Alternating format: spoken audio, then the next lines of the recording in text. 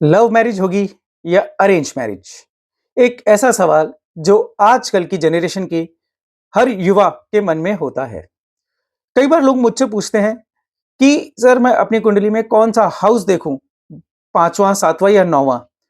कौन सी डिग्री देखूं जिससे मुझे पता चले कि मेरी लव मैरिज होगी या अरेंज मैरिज होगी?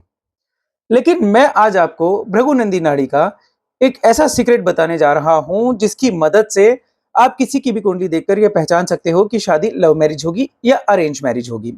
और सबसे खास बात, इसके लिए आपको किसी ज्योतिषीय कैलकुलेशन की या डीप नॉलेज की कोई जरूरत ही नहीं है।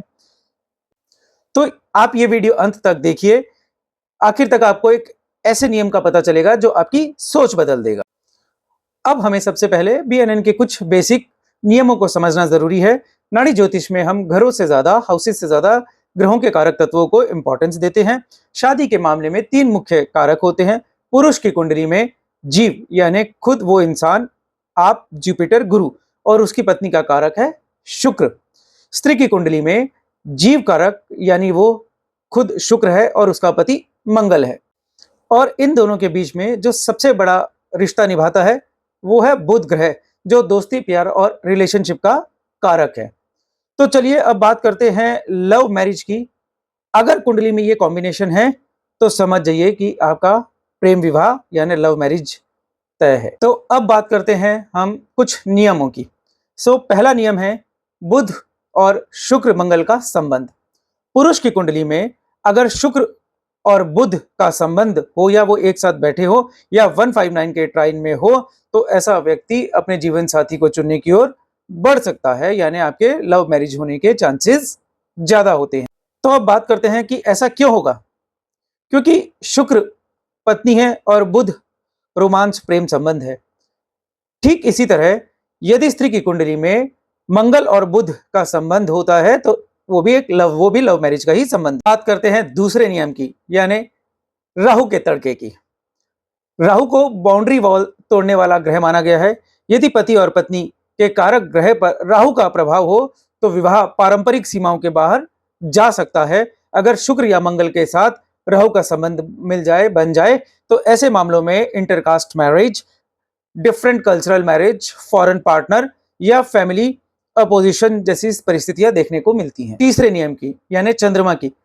अगर आपका चंद्रमा शुक्र या मंगल से जुड़ा हो तो इंसान बहुत जल्दी अट्रैक्ट हो जाता है और लव मैरिज की ओर अपना कदम बढ़ा देता है। करते हैं अरेंज मैरिज की। अगर आपकी कुंडली में ये योग बन रहे हैं तो आपकी शादी आपके परिवार की मर्जी से ही होगी। सूर्य और गुरु का प्रभाव। नाड़ी ज्योतिष में सूर्य को पिता, खानदान और समाज मान सम्मान का कारक माना गया है। अगर पुरुष की कुंडली में शुक्र का संबंध सूर्य और गुरु से बन रहा हो और उस पर बुध या राहु का कोई प्रभाव ना हो तो शादी पूरी तरह से पारंपरिक तरीके से होती है, यानी माता पिता की और घर परिवार वालों की मर्जी से होती है।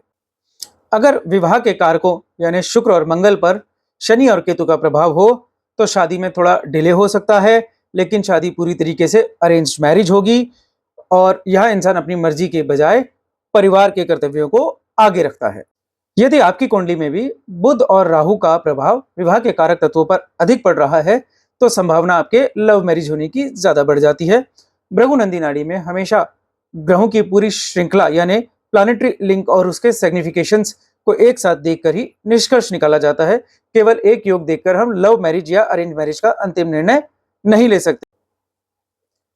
अगर आपको अपनी कुंडली समझने में कोई परेशानी आ रही हो या आप अपनी मैरिज लाइफ के बारे में पर्सनल कंसल्टेशन चाहते हैं तो आप नीचे दिए गए नंबर पर मुझसे संपर्क कर सकते हैं। कमेंट में मुझे जरूर बताइए कि आपकी कुंडली में कौन सा योग बन रहा है। वीडियो पसंद आई तो लाइक और सब्सक्राइब करें, अपने दोस्तों के साथ शेयर करें।